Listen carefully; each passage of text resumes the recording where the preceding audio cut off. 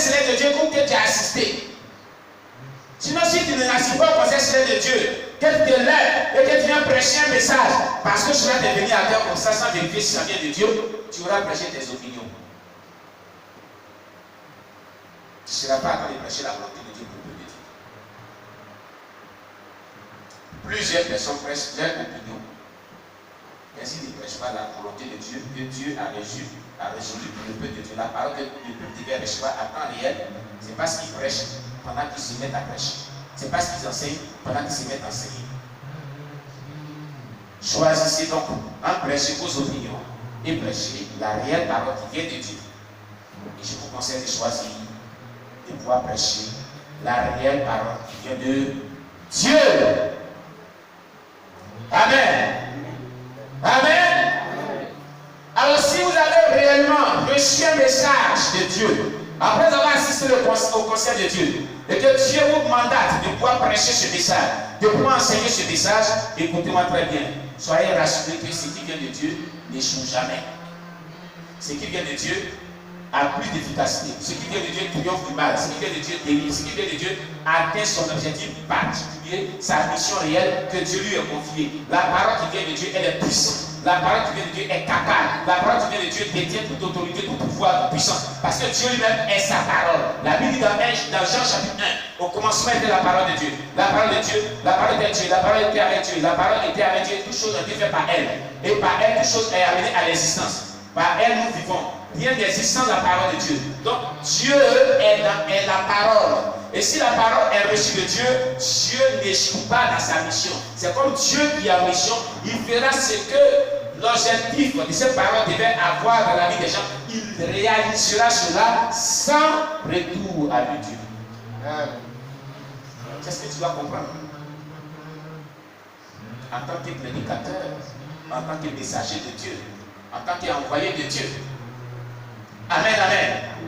Amen, amen. Amen. Alléluia. Amen. Donc il dit dans le verset 11, la parole qui sort de ma bouche, sachez que si un pasteur a assisté réellement au conseil de Dieu, tout ce qu'il prêche n'est plus sa parole. C'est ce que Dieu met dans sa bouche qu'il prêche. C'est pourquoi les satanistes qui sont venus rendre témoin ici, qui partaient attaquer un véritable pasteur, une véritable église.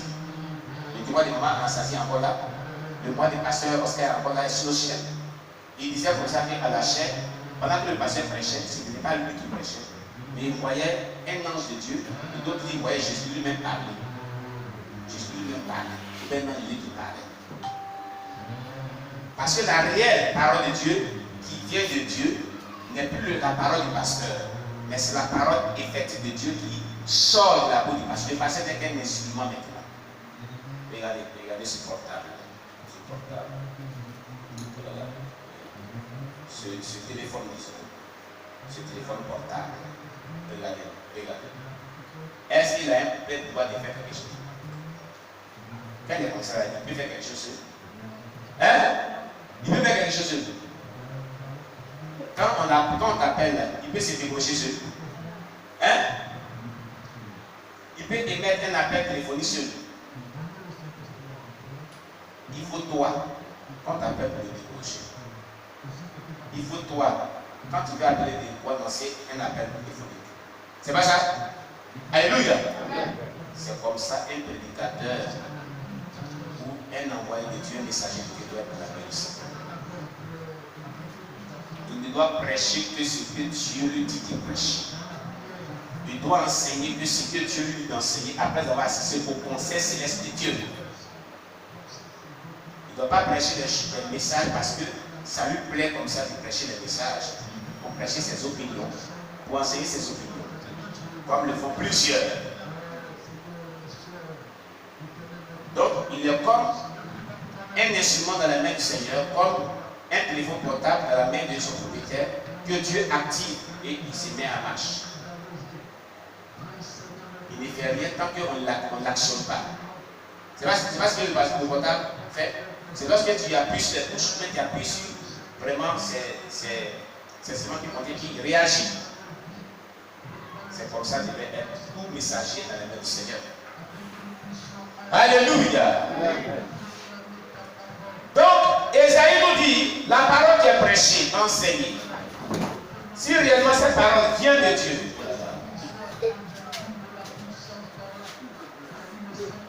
si jamais cette parole vient de Dieu, si elle sort de la bouche de l'Éternel, elle ne retourne pas à Dieu sans son effet, sans son résultat.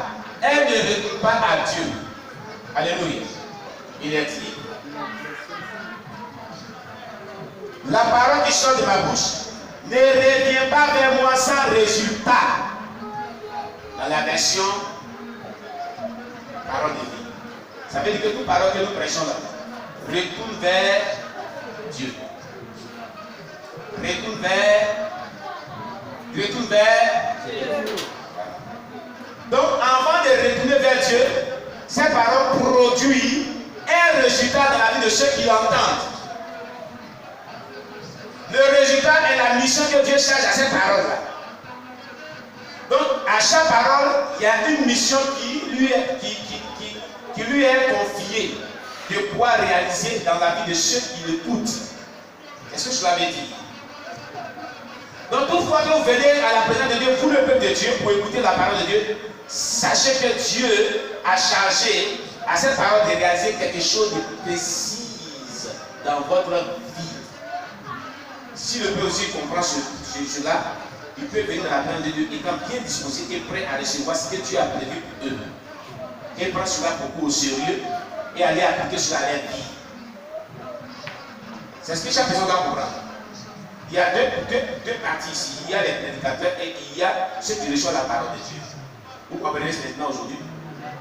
Si donc la parole de Dieu qui sort de la bouche du prédicateur vient de Dieu et elle ne retourne pas à Dieu sans avoir accompli un résultat dans la vie de ceux qui l'écoutent, ça veut dire que toutefois que tu viens de la présence de Dieu pour écouter la parole de Dieu, c'est que Dieu veut agir dans ta vie d'une manière particulière. Dieu veut toujours faire quelque chose de merveilleux dans ta vie. Dieu veut accomplir une mission dans ta vie. Il vient avec sa parole pour réaliser une mission dans ta vie. Il vient dans ta vie toujours. Quand tu écoutes la parole de Dieu, Dieu veut vraiment réaliser c'est-à-dire à réaliser une volonté particulière dans ta vie. Les gens ne comprennent pas cela. Amen. Quand ils viennent dans la présence de Dieu, ils ne comprennent pas cela. Ils viennent parce qu'il faut venir dans la présence de Dieu. On ne vient pas chaque fois que vous avez une rencontre, que ce soit lundi, mardi, mercredi, jeudi, jusqu'à dimanche, comme on le fait ici.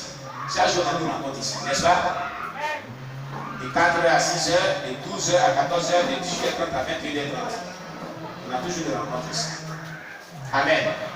Mais lorsque nous venons à cette rencontre-là, pour rencontrer le Seigneur, nous devons nous dire que Dieu a chargé un message particulier pour moi. Et dans ce message, Dieu va réaliser un résultat dans ma vie. Ce message que je vais attendre là aura un résultat dans ma vie.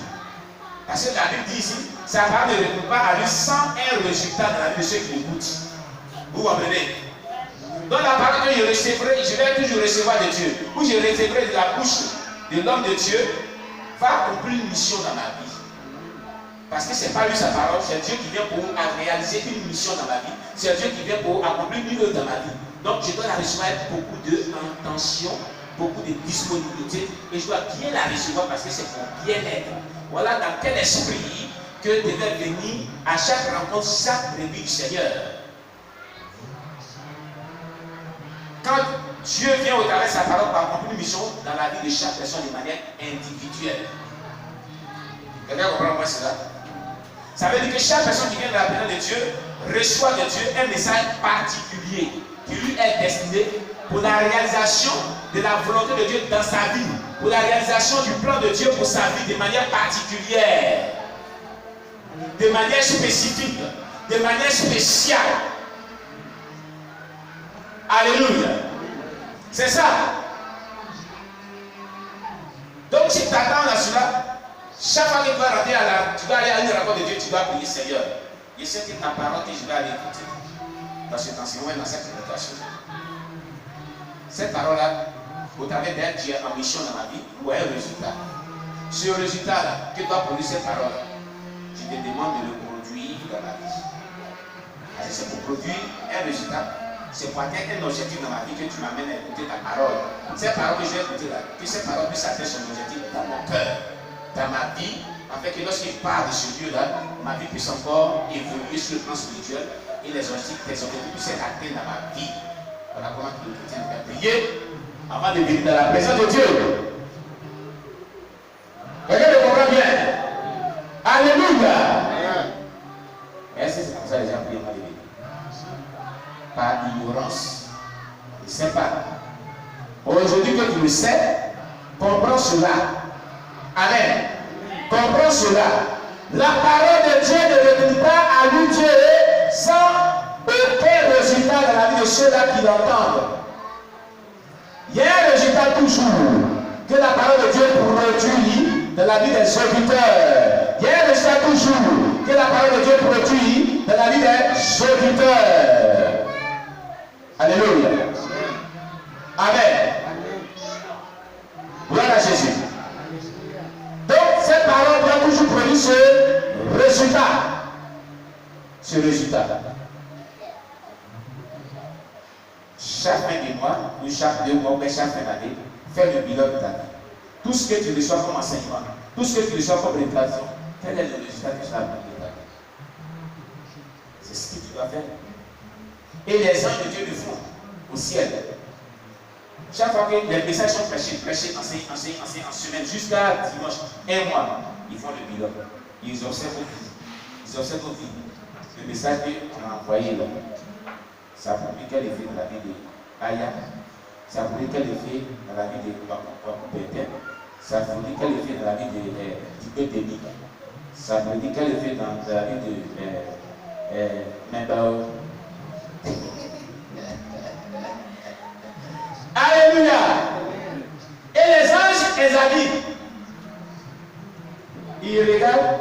Ça n'a pas eu d'effet. Si ça n'a pas eu d'effet, il y a 2 personnes qui sont fautives. Celui qui est écouté et le prédicateur. Voilà ce qui se passe chaque fois que vous écoutez la parole de Dieu. C'est la parole de Dieu qui libère. Jésus dit dans Jean 8, verset 32, vous connaîtrez la vérité et la vérité vous affranchira. C'est pour ça que la Bible dit qu'elle ne peut pas agir sans son effet. Elle est un effet de délivrance, de démonstration de la puissance de Dieu, d'accomplissement de la volonté divine de Dieu dans la vie de ceux qui l'écoutent et dans la vie de celui qui la prêche. Alléluia. Je dis Alléluia. La parole même contient une puissante onction qui impacte la vie de ceux qui l'écoutent. Une puissante onction de transformation de ta destinée. Chaque fois que tu écoutes la parole de Dieu, Dieu veut accomplir une œuvre excellente de surplus sur ta destinée, dans ta marche avec lui. Mais si le résultat n'est pas bon, tu es fautif. Et celui qui prêche aussi est fautif. La faute ne vient pas de Dieu. Dieu veut, il vient pour accomplir le résultat. Il faut que tu rendes favorable à l'accomplissement du résultat de Dieu dans ta vie. Quelqu'un m'écoute bien, quelqu'un me comprend bien ce matin. Est-ce que me fait bien comprendre ce matin? Maintenant, pourquoi les deux sont fautifs? La manière dont celui qui reçoit la parole de ce qui est dit, la disponibilité dans laquelle il vient de la présence de Dieu, vraiment compte très bien pour la réalisation de la volonté divine dans le cœur de celui qui écoute la parole de Dieu. Dans quel état d'esprit il vient de la présence de Dieu? Quand on vient dans la présence de Dieu, pendant qu'on prêche, l'esprit est dans un rendez-vous au marché là-bas, demain il va faire telle chose, l'esprit va faire vraiment quelqu'un. Ils sont là, les malades. Comment la parole de Dieu va aider dans la vie? Hein? Ça ne va pas aider dans ta vie. Parce que tu n'es pas disposé. Donc tu es fautif. Tu es distrait dans ta pensée. Tu n'es pas disponible. Tu es là physiquement, mais spirituellement, tu n'es pas là. Tu es manipulé par les démons de la sorcellerie. C'est les sorciers qui font ça. Ils attaquent les bébés du Seigneur. Pendant que le message passe, l'esprit parle à des choses belles. La Bible dit chaque chose a un temps. Il y a un temps pour chaque chose sur le ciel et sur la terre. Quand tu viens de la présentement, le temps que tu as vécu, c'est que tu viens et que tu comprends bien ce qui est dit. Mais si voilà, quand tu entends parler de cela, toi, ton esprit est dans un rendez-vous quelque part, tu penses à ce que tu dois faire demain ou après-demain, c'est manipulé par des